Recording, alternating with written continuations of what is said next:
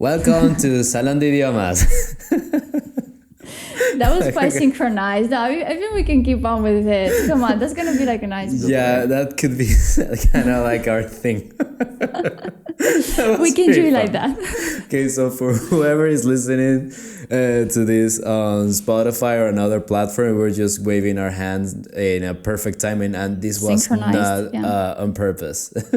Yeah, we were just on the same wavelength here. Okay, so now, what are we gonna talk about today, Rox? Yeah, so I decided to bring up the topic of test anxiety. Mm-hmm. Yeah, because unfortunately, many of us, and I include myself, and as well many of our students suffer from this. Okay, you know, sometimes you have this little nervousness before the test. But sometimes it can be even more than a little, okay? Yeah, actually, that's, to my mind, at least from my experience, is the norm in my students. The norm in your students, and most of my students as well, unfortunately. Yeah. And it's not just about, I don't know, sweating and having butterflies in your stomach as if you were falling in love, but actually you're falling dead before. Yeah. Okay, but also you have this patchy sleep where you can hardly, sleep well at night, the previous nights at least. Sometimes you can have a poor appetite, and I don't know, it's pretty uncomfortable. Yeah. So I was trying to, I was thinking of bringing up the topic so we can work a bit better, we can provide better, some useful advice to the ones who are listening and to those who are gonna do any kind of exam or I don't know. Yeah, and as you can imagine, this is extremely normal. So if you're in there, don't worry, you're not a freak. And you're not alone. You're not alone. Definitely, you're not alone. That's it, yeah. Okay, so basically, actually, I have to admit that I have suffered from this as well when I took the language cert test. Okay. Yeah, I have to admit that I got a little bit anxious. But it was online. I mean, online supposedly shouldn't be that overwhelming, right? Yeah, it's just that I started overthinking about pretty much every single detail about it. Yeah, when you brood for too long, that's not that positive. Exactly. Yeah. So it's like, is my computer okay? Is there something wrong with my computer? Should I have used a different computer? Are my headphones okay? Am I okay? Am I okay? Certainly not at this moment. Yeah, I mean, there are many feelings of self-doubt. Yeah. Interfering with the normal test-taking performance, honestly. Yeah. So basically when I was like taking this test, I was like so freaking nervous. I have to admit that my hands were sweating so much. God. Yeah, I have like, I don't know, like little pools of sweat on my palms. Yeah, it can make one feel miserable. Yeah, certainly. And then, you know that when you're taking the speaking test of language cert, you're allowed to use a paper sheet. Mm-hmm. However, I couldn't use it since my hands were so sweaty that I just like destroyed a piece of paper. Okay, so you might be the best, person to tell us how to deal with it because you did pass with a really nice score, right? Yeah, fortunately, I was able to just take a deep breath. Okay. I was just in front of the camera. I took a moment. I told the examiner, hey, I'm a little bit nervous. Can I take a second? And they were like, yeah, sure, no worries. Yeah, I was told that the examiners in language cert, at least, they're so comforting. They certainly are. Yeah. And they make you feel at ease. Yeah. I remember, we had this podcast. You made the podcast with Anna. Yeah, exactly. Yeah. And she says something similar, right? Yeah, it's exactly like that. That is, if you're nervous or something, for instance, for this test, you can just take a moment, take a deep breath, and go on. That's completely normal. So what I did is that I took a deep breath, and then I just reminded myself that I was completely capable of doing this. Indeed, Yeah. I was just like encouraging myself to be like, yeah, everything's gonna be fine. You know how to do this. And then I proceeded. It was pretty successful. Yeah, I think the test anxiety happens in certain cases. Okay, one of them might be because you might have the tendency to be anxious, right? In other cases, might be due to the fact that you are actually being poorly prepared. Yeah. Okay, so if you're like not very confident with your learning process before the exam, it's pretty likely that you're bound to feel anxious, and it makes sense, right? Or because you might have had some bad experience in previous exams, which can actually happen as well.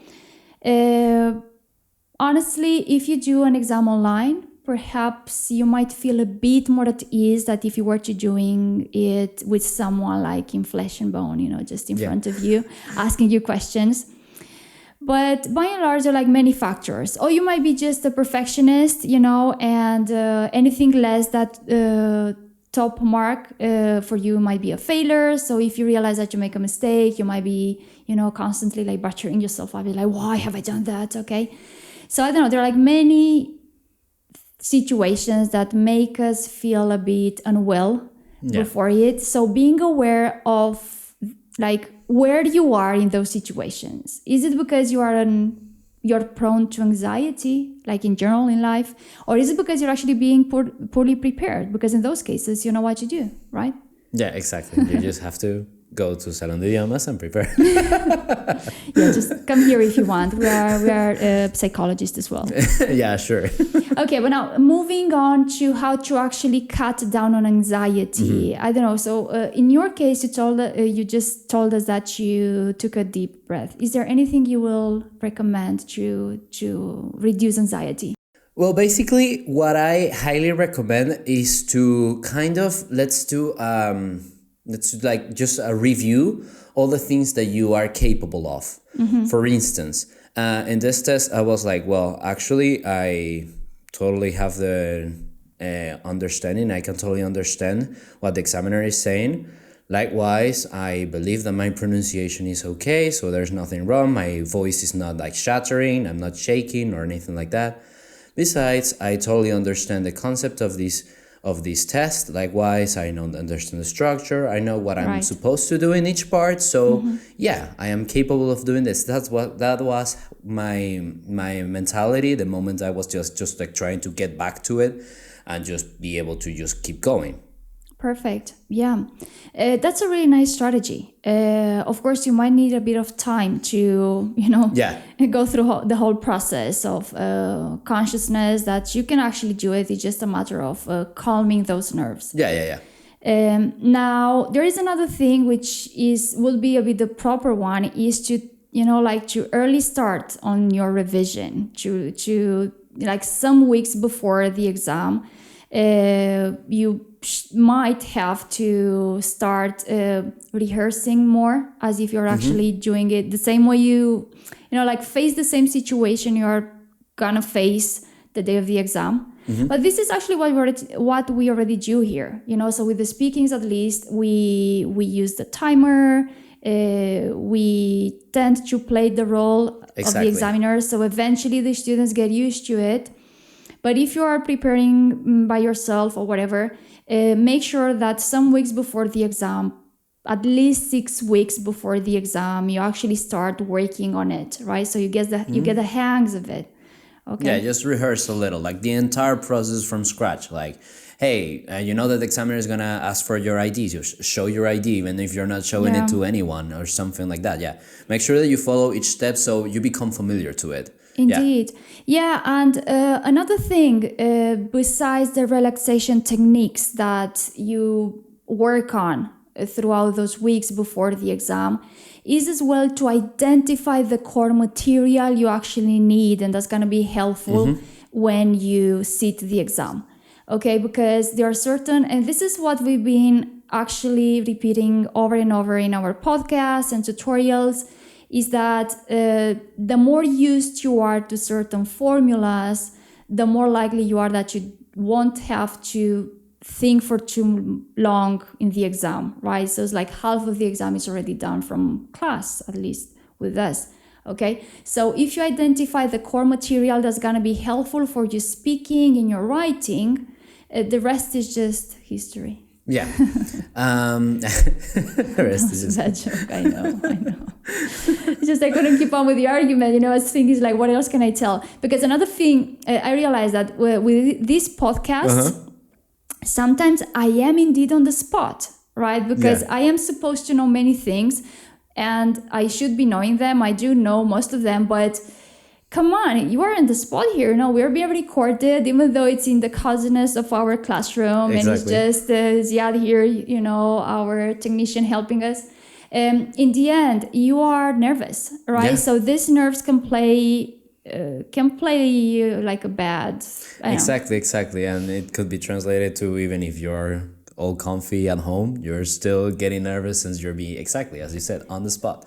Now, there is another thing that I wanted to delve into is that sometimes people get anxious because, for instance, they need this for a certificate, and they need the certificate, and they feel like there's no other option. They have to have this, and there's no other way. If they don't have this, it's the end of the world. They are between rock and a hard place. Indeed, a rock and a hard place. And it's like you either hand in an English certificate or a certificate with a certain level, or you're fired, or you are in between jobs, basically, which is the same thing. So, and unfortunately, and if you are a teacher, you might relate with us, okay? You might relate to this because you know that you're a bit under the pressure of actually having, a certificate for being able to work in a bilingual school, or for getting some more points in the civil service exam.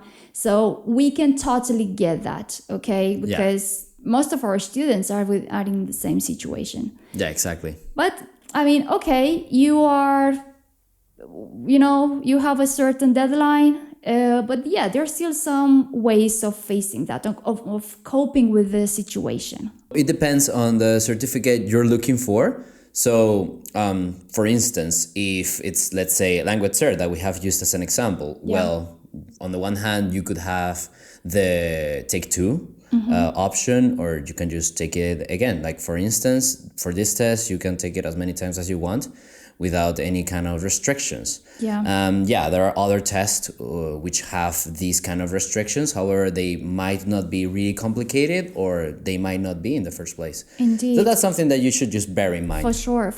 You're talking about language cert, which is an exam with you can sit it in person in like a testing center, like we are examination center, or you can do it online, where you can take two, so you have the second backup, right? However, if you are to do it in person, imagine you're doing the EOI, okay, Escuela Oficial de Idiomas, and you have to see the exam. When you do the speaking and the oral mediation, you will be having a different candidate, at least one. It depends on actually how many people are going to do the exam. Some years there were even like 3 candidates doing the whole, the speaking part together. And I believe in those cases, your concentration should be focused mostly on your accountability of helping as well your mate, right? So you don't know those people, but you're going to be doing the speaking with someone else. You have there a dialogue, so you have to collaborate with that person, right? So you should, place your attention not on self-consciousness, on the fact that you might be nervous, but on the fact that you also are accountable for the whole rapport between the two of you, right? So the speaking is a thing of 2 individuals there. So if you're focused on that responsibility, you might forget about being nervous. Exactly. Because you want to do the best thing for the other person as well.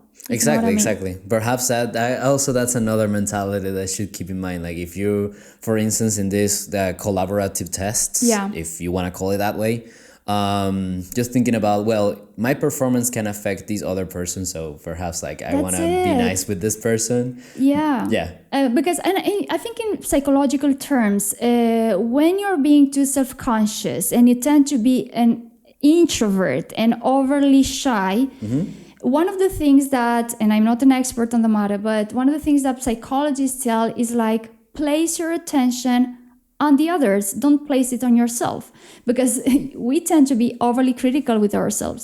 So if you place your attention on the fact that you need to make the conversation flow, then you might actually focus on the main contention, which is doing your best and having a really nice performance in the exam. There you are. So yeah, certainly, if you need some psychological rapport, go with Rox. She's gonna help you out with that as well. I think I have.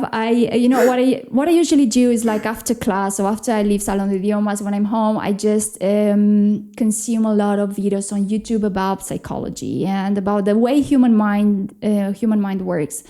It's not self-help. It's much more trying to understand how we actually work. Yeah. And that way, it's because I want to know more about myself, and I want to know more, like, on how to do my job as a teacher. Exactly. And that was a really important thing, because we tend sometimes, and this is an interesting fact, sometimes perhaps the most troublesome students we may have are actually the ones who have a lower level, and they might be overly self-conscious. Yeah. And I'm saying a problem because when you're overly self-conscious, you tend to be too defensive with yourself, right? Or you tend to want to get away from the situation that makes you feel self-conscious. And let's face it, when you prepare for an official exam, we have to be demanding up to a point, because you're going to be encountering the same situation in the real life. Okay, so sometimes, so that was a thing that kept making me wonder, how can I actually work with students who are too self-conscious?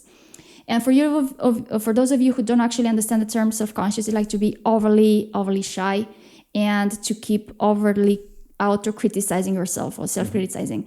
So a thing that I learned on this interesting heaven of tutorials on YouTube was that when you are in that situation, place your attention on the other one. Don't do it on yourself. So that way you end up being more practical, and you might even forget about the nervousness. Yeah. Wow. So there it goes. That's really useful insights. Wow.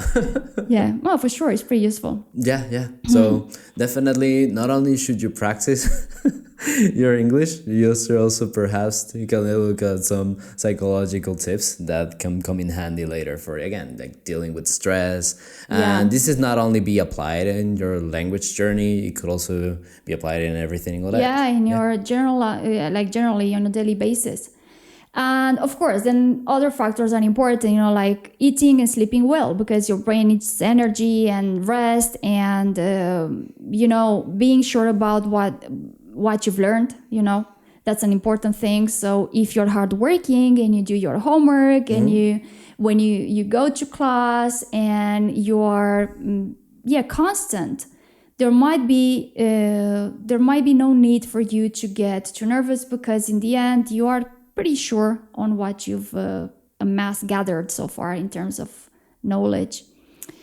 And if you are to panic before the exam, which tends to happen, okay, I will just recommend something that you actually did, take a deep breath. I don't recommend taking weird stuff like relaxing teas or pills. No. They might interfere with your cognitive skills. Exactly. Yeah. So it might backfire. Yeah, or you can ask for, the invigilator to do, like, can I go to the loo or whatever, and or take a sip of water. There are many things, many ways of actually controlling those nerves. By the way, a useful strategy that I know of when, like, perhaps you're actually freaking out before the test, or actually any situation, let's take it for the test. You could just try to be as aware of your surroundings as possible. Not yourself, as you have mentioned, but your surroundings. Like, what can you see? What can you hear? What can you smell? Like, finally, like, just getting in touch with your senses. Yeah. That kind of, like, lets you go back to reality, so you can just move on. Yeah, indeed. And something which up to a point is related as well is, like, when you do the exam and you read the statements and you have no idea, keep reading and do those exercises you first feel at ease with. And I think it's something we tend to do actually. Yeah. But like don't waste your time on on the first exercises, which might be a bit difficult to digest. Go into the first ones you feel at ease with, and eventually and unawarely you're gonna go into the flow of doing the exam and you forget about being nervous. And in that moment, you might go back to those first statements or questions, which might have been a bit more difficult to understand first. Yeah, it is pretty much necessary to always keep in mind all these details. Again, like just yourself, however, trying to handle all that kind of stress, and relying on a couple of strategies to deal with it. Yeah. I would like to also know what's your strategy. What kind of things do you do in order to deal with this kind of stress? You can talk about your test or whatever else if you want. Yeah, go ahead. Just that would be really helpful as well. If we missed anything, and I'm pretty sure we missed many things. Yeah. Just leave a comment and tell us how you manage, how you cope with it, or how you did it, or how you're planning to do it. Okay, so that way all of us can learn better on how to perform better. So if you have enjoyed the podcast, don't forget to hit the subscribe button, and you can follow us on any other kind of social media. And that's it. Bye bye, guys. So take care. Bye.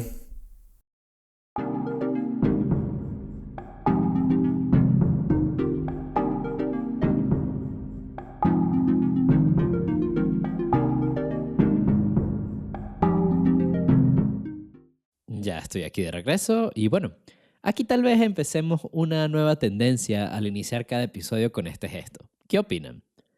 En el episodio de hoy hablamos sobre el estrés que genera presentarse a los exámenes oficiales, que en unos casos puede reducirse a un poco de nerviosismo, pero en otros, como es en el caso de la mayoría de nuestros estudiantes, llega a convertirse en una ansiedad difícil de lidiar. Y no solo algo como un poco de sudor o mariposas en el estómago, como si te estuvieras enamorando o falling in love, como dice Rox, sino que también puede repercutir en el sueño o incluso en nuestro apetito. Por lo que en este episodio quisimos compartir algunas estrategias para superar el estrés antes de los exámenes. Para empezar, hay que saber que esto es totalmente normal y que no están solos. De hecho, en mi caso, yo también sufrí de esto cuando presenté para el examen de Language Cert. Y es que incluso, aunque fuese online y en la comodidad de mi casa, empecé a pensar de más. I started to overthink. Cosas como, ¿está mi portátil funcionando? ¿Debí usar uno distinto? ¿Mis audífonos están bien? ¿Estoy yo bien? De hecho, incluso durante el examen, no pude usar la hoja de papel permitida porque me sudaba mucho la mano. Y es que como dice Rox, if you brood for too long, that's not positive. O si pensamos de manera ansiosa por mucho tiempo, no es positivo. También recalca que comúnmente hay muchos pensamientos de dudas de uno mismo o self-doubt. En ese momento lo que hice fue respirar profundo y le comenté al examinador que necesitaba un momento para respirar, pues sabía que era perfectamente capaz de hacer el test y continué. Cosa que, por suerte, en el caso de Language Cert, puedes hacer sin ningún inconveniente ni efecto negativo en tu evaluación. Este aspecto, por cierto, nos lo conversamos con Ana de Language Cert. Dejaremos el enlace de este podcast súper interesante en la descripción para los que no hayan escuchado todavía.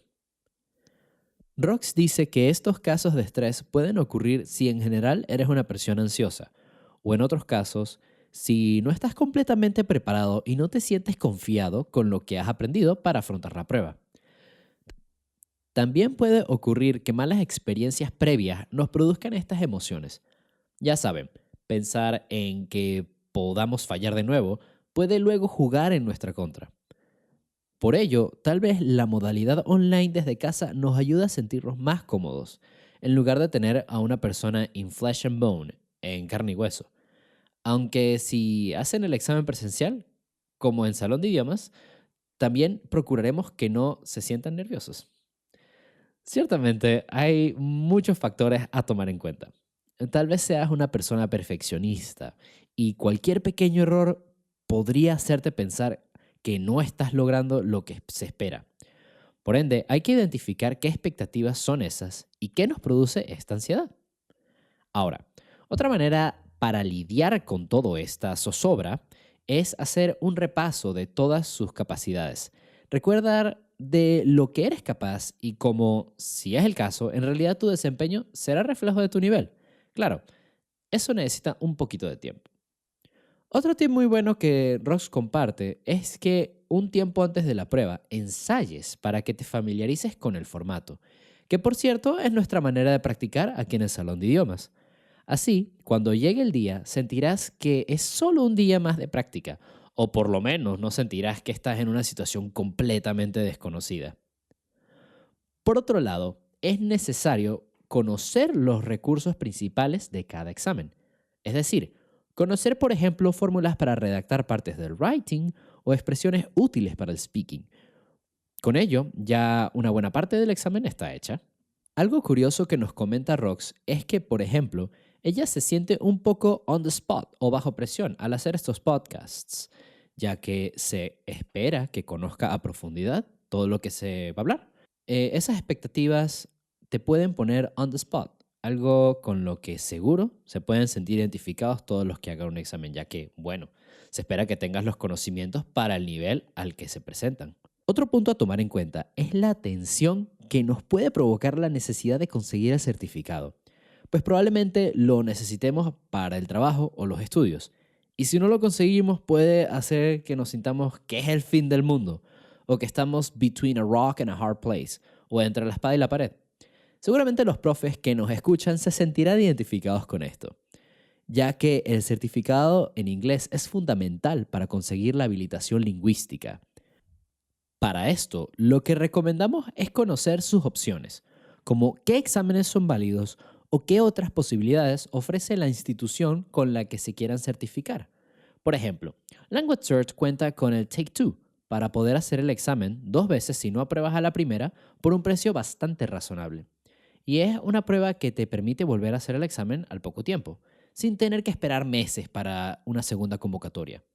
También está a considerar el formato, online, en casa o computer, y paper-based, en formato presencial desde un centro examinador, como el Salón de Idiomas, por cierto. Siguiendo con otros exámenes, por ejemplo, en el caso de la prueba por la EOI o Cambridge, hay una parte del examen oral que se hace con otro candidato, y lo ideal sería que ambos se ayuden durante el ejercicio para poderse sentir más relajados. Ya en aspectos más psicológicos, si una persona es más introvertida, tímida y tiende a ser autocrítica o self-conscious, recomendamos concentrar la atención en los demás y no en uno mismo. Así nos quitamos esa presión de encima casi sin darnos cuenta y haremos que la tarea a realizar fluya de manera más natural. De hecho, aquí no nos sorprende que Rox comparta que en casa le gusta ver videos sobre psicología y cómo la mente humana funciona, lo cual viene bien a la hora de enseñar. Ciertamente, esto es algo que pueden aplicar en su día a día, no solo en la preparación para el examen. Ahora, no hace falta decir que es crucial comer y dormir bien. Estar seguros de lo que se ha aprendido y ser constantes, entre otras cosas fundamentales. Por otro lado, no recomendamos tomar cosas extrañas como tés relajantes o algún tipo de medicamento, ya que puede interferir con sus capacidades cognitivas. Otra cosa que les recomiendo en el caso de que se sientan ya muy estresados y ansiosos es que dirijan la atención a sus alrededores, no en ustedes. Piensen en lo que pueden oír, ver, oler, sentir, etc., lo que les ayuda a volver un poco a la realidad y continuar.